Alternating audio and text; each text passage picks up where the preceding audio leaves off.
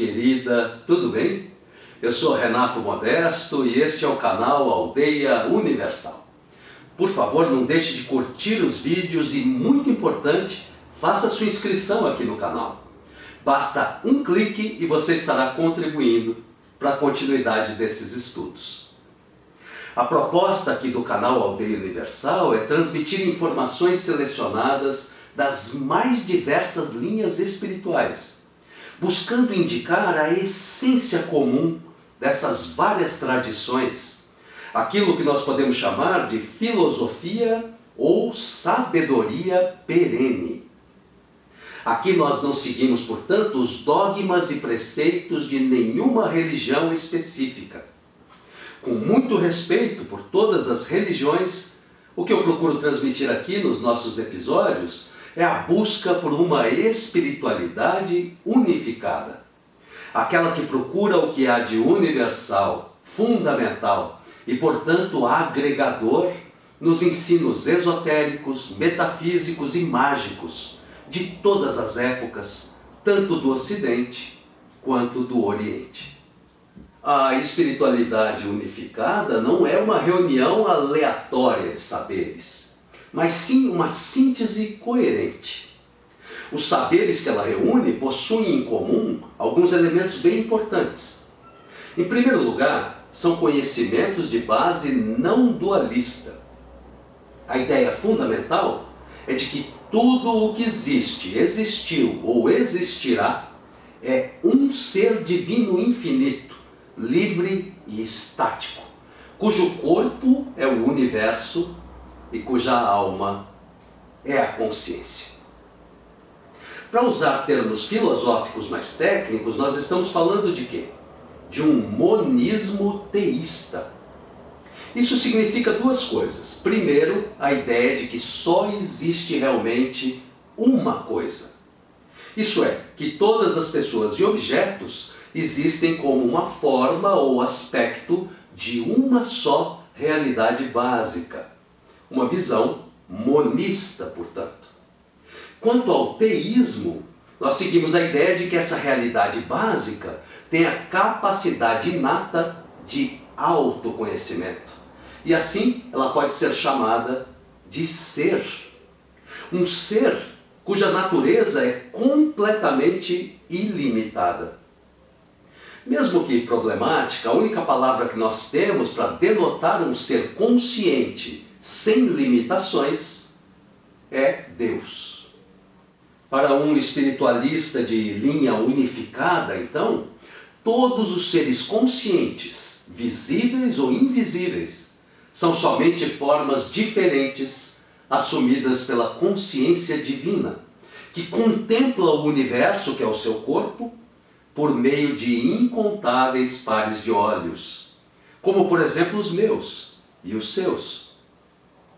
Para tornar isso pessoal, você não é separado de Deus, ou da deusa, da divindade, enfim, e nunca foi.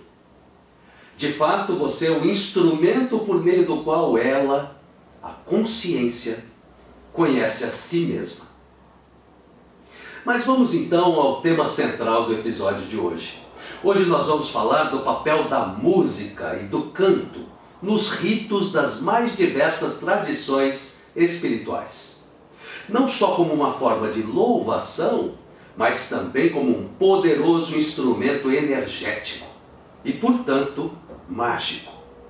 A Bíblia judaico-cristã diz que no princípio era o Verbo. Isso é, que o universo começou com a manifestação vibratória da Palavra de Deus, com um som ou vibração emanado da unidade para criar a multiplicidade. Esse é o primeiro conceito importante que nós devemos analisar aqui. Toda energia é vibração. Segundo um dos 7 princípios herméticos, sobre os quais nós falaremos com detalhes no episódio futuro, uma das leis fundamentais da criação é o seguinte: tudo que existe se move, vibra, e o som é uma maneira primordial, básica, de criar ou modificar a qualidade vibratória. Veja que interessante. A palavra cantar vem do latim canto e significa entoar sons de uma forma melódica. Agora, a palavra encantar ou enfeitiçar, fazer magia, vem do latim encanto, que significa cantar em alguma coisa. Encantar, portanto, é cantar em alguma coisa, interferir vibratoriamente em algo. Perceba então como a música e o canto possuem um poder transformador, transmutador. O som vibrado interfere na forma material do mundo. Basta observar o resultado de um som harmônico e de um som desarmônico em uma gota de água observada ao microscópio. Vale lembrar que nós somos 70% feitos de água. O som, portanto, nos transforma não só no sentido simbólico, mas também no sentido material, físico. Não por acaso, o som tem a capacidade tanto de adoecer quanto de curar. O som vibrado também tem o poder de alterar os planos mais sutis que nos compõem, como as nossas emoções, por exemplo.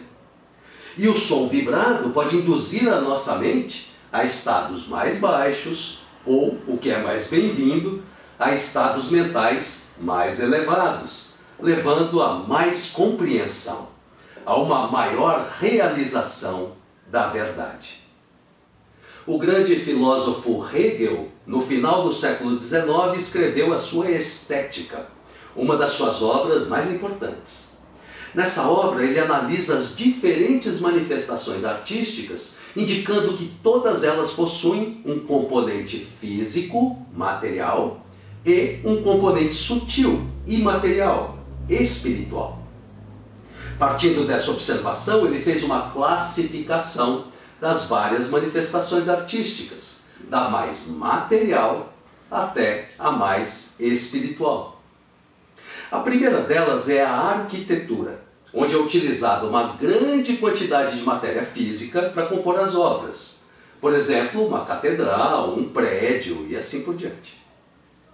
Depois vem a escultura, onde a ideia se manifesta de uma forma equânime, equilibrada com a matéria, com a pedra ou com a argila, por exemplo.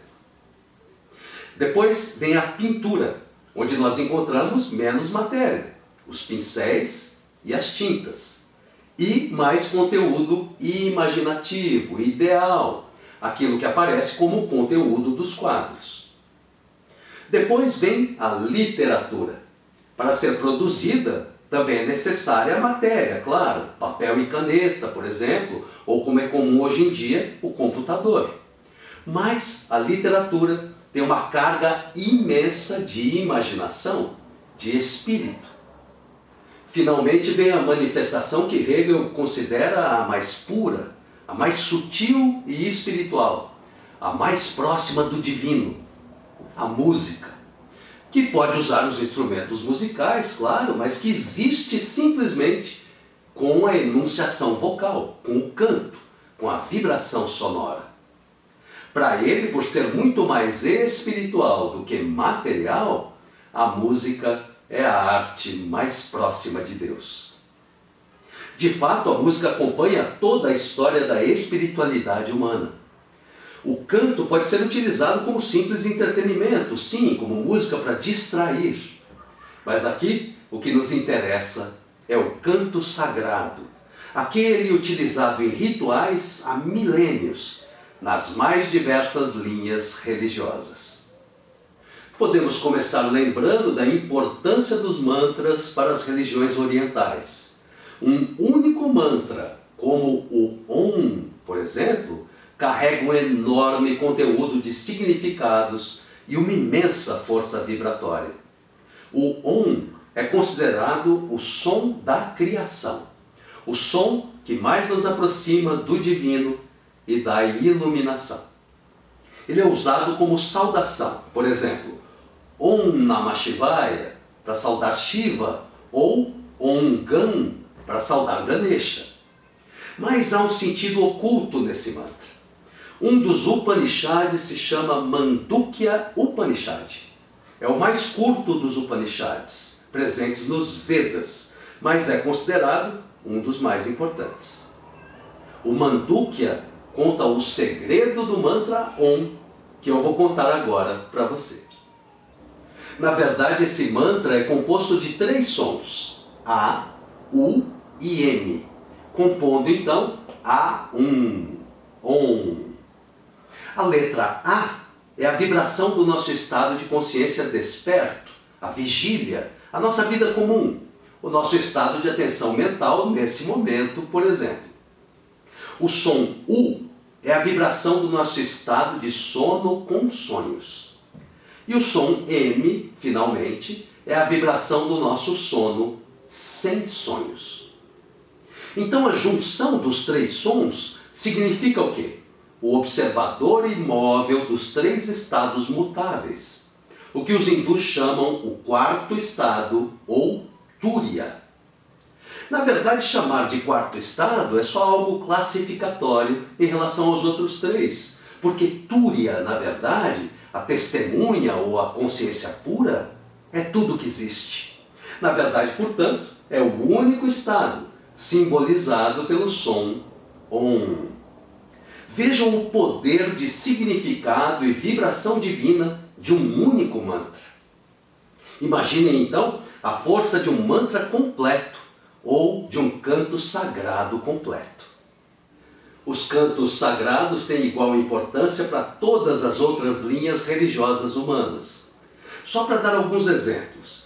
Na Igreja Católica, nós temos o canto gregoriano e até os dias de hoje nós temos missas cantadas, com a crença de que o canto aproxima do divino, da música das esferas, para usar a expressão do filósofo grego Aristóteles, utilizada para simbolizar a existência de uma harmonia divina e matemática entre nós, o microcosmo, e Deus, o macrocosmo.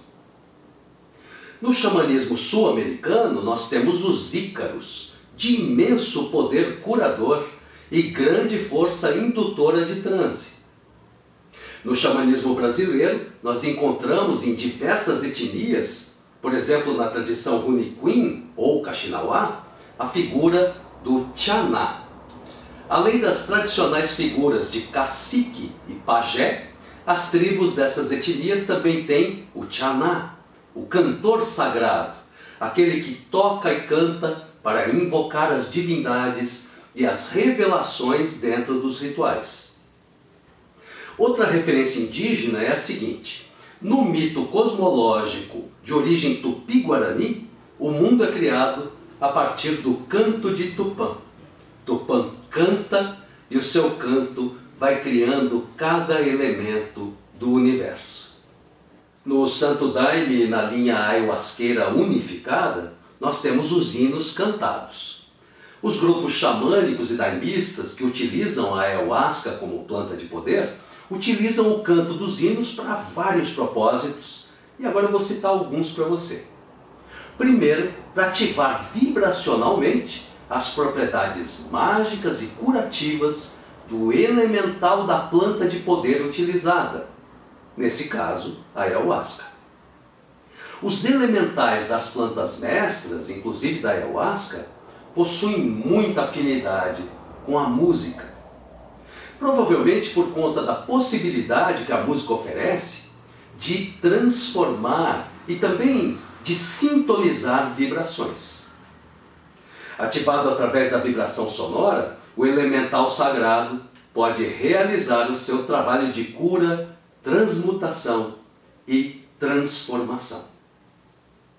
A música também serve, tanto nos rituais xamânicos quanto de outras religiões, para transmitir conhecimento.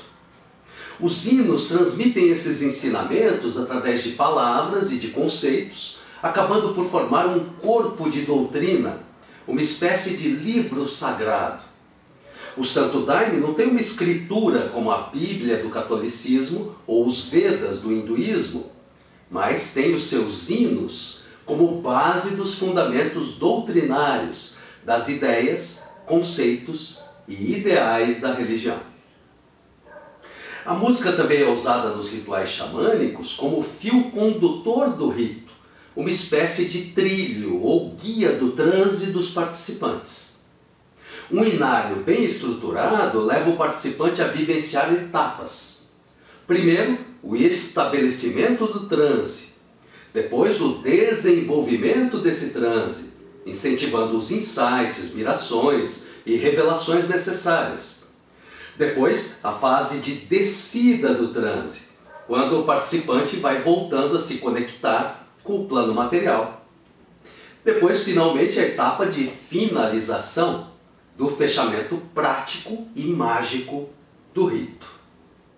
Finalmente, em todas as tradições, a música serve para emocionar, para causar modificações nos sentimentos, levando assim a reações tanto de interiorização e contato com os conteúdos emocionais que a pessoa está precisando vivenciar, quanto de exteriorização na dança, na incorporação ou no êxtase místico, por exemplo.